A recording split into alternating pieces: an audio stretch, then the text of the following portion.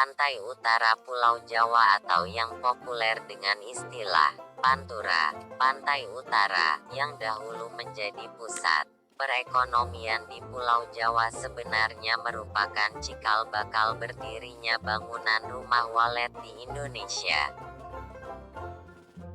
Pada masa Gubernur Jenderal Daendels berkuasa, 1808 sampai 1811, bangunan rumah walet sudah berkembang cukup pesat dan tersebar luas di kawasan tersebut dan sarang walet sudah dikenal sebagai komoditas perdagangan. Saat itu, sudah banyak rumah yang berukuran relatif besar dan tinggi. Kondisi rumah seperti inilah yang diminati dan banyak dimasuki walet sebagai habitat alternatif. Pasalnya, kondisi bangunan rumah tersebut mempunyai mangan yang cukup luas untuk terbang berputar-putar bagi walet. Di hampir semua daerah di pantai utara Pulau Jawa mulai timur sampai barat, terdapat rumah-rumah walet. Rumah walet ini banyak tersebar di sekitar Pasuruan, Tuban, Jawa Timur, Lasem, Blora, Cepu, Semarang, Pekalongan, Pemalang, Tegal, Brebes, dan Rembang, Jawa Tengah, Cirebon, Indramayu, Karawang, dan Cikampek, Jawa Barat, Pandeglang, Serang, Labuhan, dan Tangerang, Banten. Bahkan, tidak jarang satu orang bisa memiliki lebih dari 10 buah rumah walet.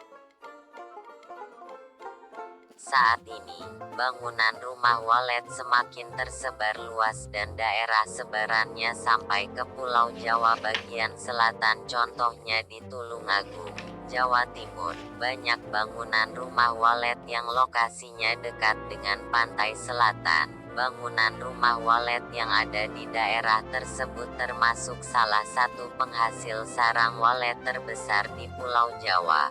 Selain Tulungagung, ada 6 kabupaten lagi yang dianggap sebagai penghasil sarang walet terbesar, yakni Tuban, Bojonegoro, Lamongan, Pasuruan, Gresik, dan Bangkalan, Madura. Bisa dikatakan, saat ini Jawa Timur merupakan sentra produksi sarang walet rumahan.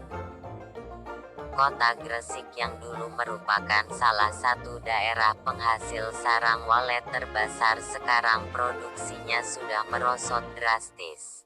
Sebelum kawasan industri berdiri dan cerobong-cerobong asap bermunculan, bangunan rumah walet di sana cukup banyak asap pabrik dan polusi udara menyebabkan walet merasa gerah dan tidak betah tinggal.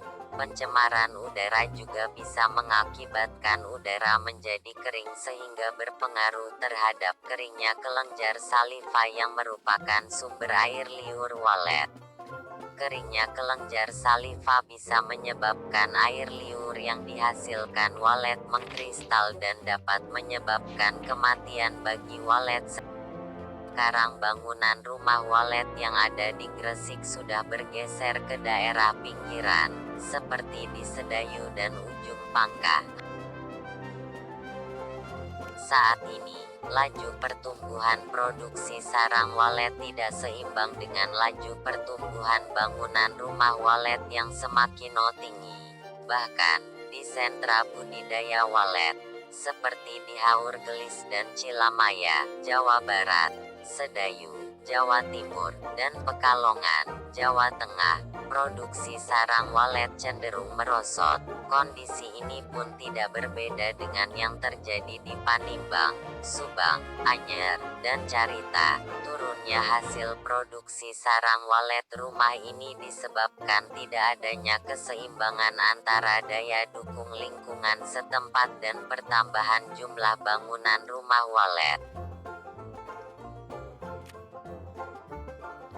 Sebenarnya, laju pertumbuhan bangunan rumah walet di Pulau Jawa sudah cukup tinggi. Jika ingin mendapatkan hasil yang optimal, sebaiknya pelaku budidaya walet mengarah ke Pulau Sumatera, Kalimantan, Sulawesi, atau Papua. Pasalnya, jumlah populasi walet di pulau-pulau ini, khususnya Pulau Sumatera, masih cukup tinggi. Dengan dukungan alam yang masih asli dan area lahan yang relatif luas, peluang keberhasilan budidaya walet masih terbuka lebar. Pulau Sumatera yang mempunyai curah hujan rata-rata cukup tinggi memiliki banyak sungai, dan areal perkebunan kelapa sawit yang sangat luas merupakan lokasi yang sangat cocok bagi perkembangan walet.